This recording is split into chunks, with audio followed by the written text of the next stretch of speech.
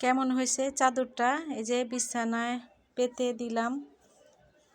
এখন দেখেন, সবাই বলেন কেমন হয়েছে চাদরটা। দুইটা চাদর কিনে আনছি, তো ভাবলাম যে বিছানায় পেতে আপনাদের সাথে শেয়ার করি। বলবেন সবাই কেমন হয়েছে।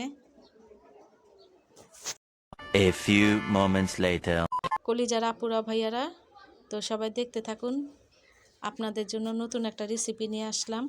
নতুন কি আর কি সবাই জানেন। তো এখানে আমি পেঁয়াজ কুচি নিয়ে রাখছি, এখানে আদা রসুন বাটা, আর এখানে সরিষার তেল, আর রাখছি হলো কালা ভুনার একটা মশলা, রেডিমেড মশলা। তো আপনার ভাইয়াকে গরুর মাংস রান্না করে পাঠাবো। তো সবাই দেখতে থাকুন, ভালো লাগলে চ্যানেলটি সাবস্ক্রাইব করে সঙ্গে থাকবেন, একটা লাইক কমেন্ট করে দিবেন, শেয়ার করে দিবেন। ভালো লাগলে অবশ্যই সাথে থাকবেন, প্রথম থেকে শেষ পর্যন্ত দেখতে থাকুন। আর ভিডিওর মধ্যে যদি কোনো ভুল ত্রুটি দেখেন প্লিজ ক্ষমার দৃষ্টিতে দেখবেন। এখানে 2 কেজি পরিমাণে আমি গরুর মাংস নিয়ে নিছি। খাসির মাংস দিয়েও কালা ভুনা রান্না করা যায়, যার যেমন খেতে ইচ্ছা। তো এখানে আমি পাতিলটা বসিয়ে দিলাম। তো পাতিল বসানোর পর এখানে দিয়ে দিলাম সরিষার তেল দিয়ে আর কি কালা ভুনাটা রান্না করলে সুন্দর হয়, কালারটা দেখতেও ভালো লাগে, খেতেও ভালো লাগে।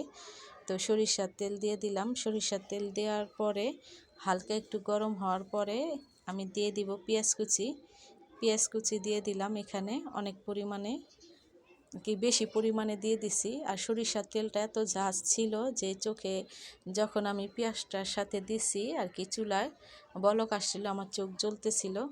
তো পেঁয়াজটা ভাজা ভাজা হয়ে গেছে, দেখছেন বাদামি রঙের হয়ে গেছে পেঁয়াজটা। তো এখন আমি দিয়ে দিব আদা রসুন বাটা। তো আদা রসুন একসাথে বাটা দিয়ে দিলাম। তো আদা রসুনটা দিয়ে ভালো করে কষানোর পর এখানে আমি দিয়ে দিব গরুর মাংস। সবটুক গরুর মাংস দিয়ে দিলাম, দিয়ে ভালো করে নাড়াচাড়া দিব। ভালো করে আদা রসুনের সাথে ভালো করে আর কি লাড়বো। তো লাড়ার পরে এখানে ভালো করে লাড়া দিয়ে দিছি আমি, ভালো করে মাংসটুকু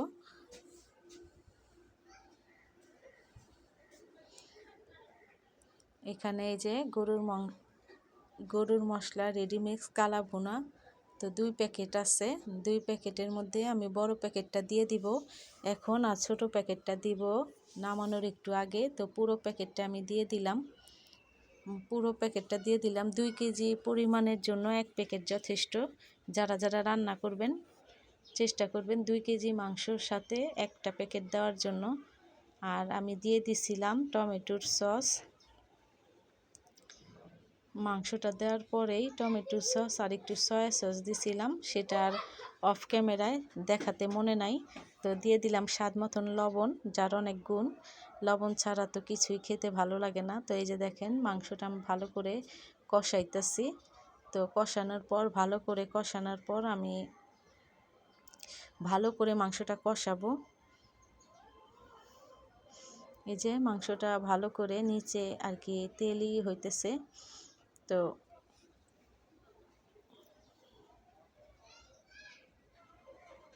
ভালো করে তেল ছিঁড়ে দিছে। ভালো করে কষানোর পর আমি দিয়ে দিব পরিমাণ মতো পানি দিব, যাতে মাংসটা ভালো করে আর কি সিদ্ধ হয়। সিদ্ধ হওয়ার জন্য আর কি পরিমাণ মতো মাংসটা ভালো করে কষিয়ে পরিমাণ মতো পানি দিয়ে দিব, যাতে মাংসটা এই পানিতেই সিদ্ধ হয়ে যায়।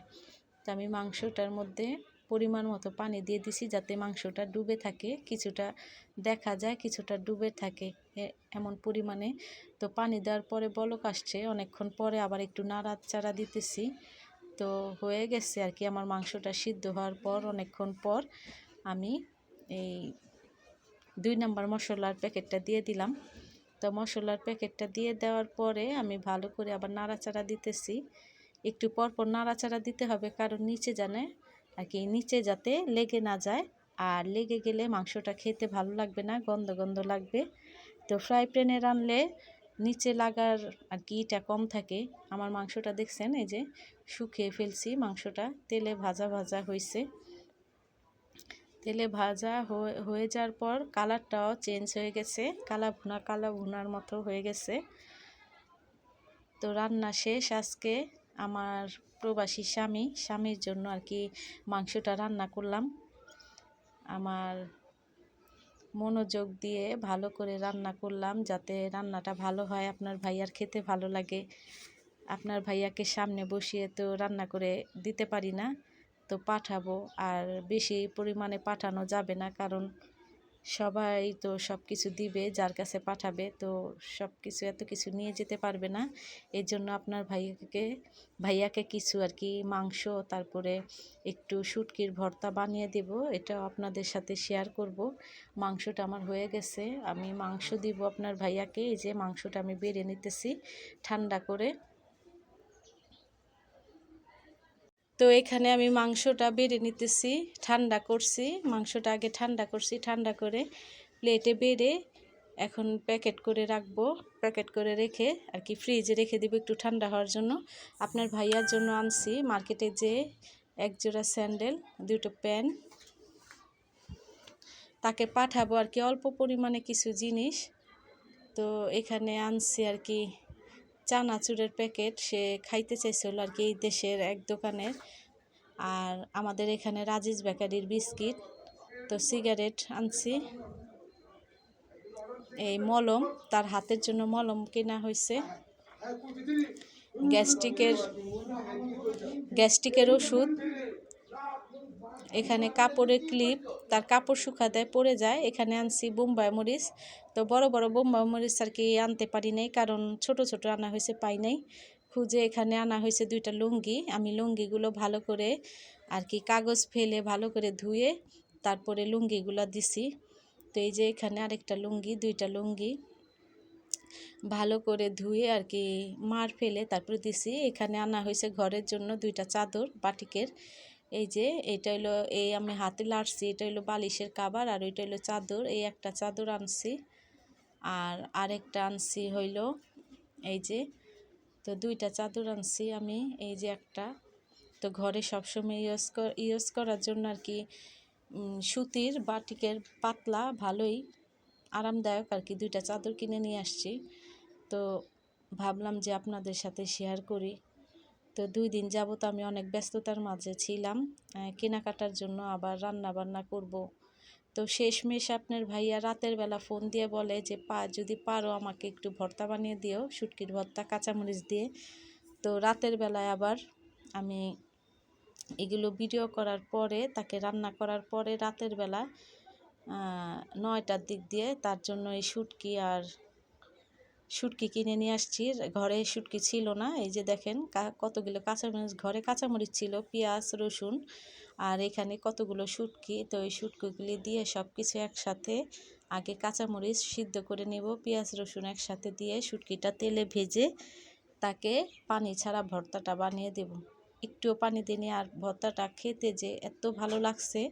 আমি ভর্তা বাটার পর আমি আপনাদের সাথে শেয়ার করছি, খালি ভর্তাটা এই যে তেলে ভাজলাম, আর ভর্তাটা বানাইছি কিন্তু করি নাই, খাইছি, আর ভর্তা বানানো শেষে ভিডিও করি নাই, এমনি তাড়াহুড়ার মধ্যে ছিলাম।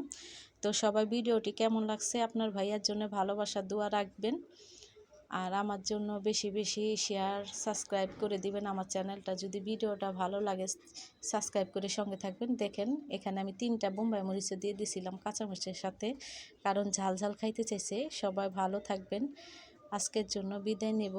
আর কিছু ভিডিওটা বড় করব না, ভিডিওর মধ্যে কোনো ভুল ত্রুটি দেখলে প্লিজ ক্ষমার দৃষ্টিতে দেখবেন।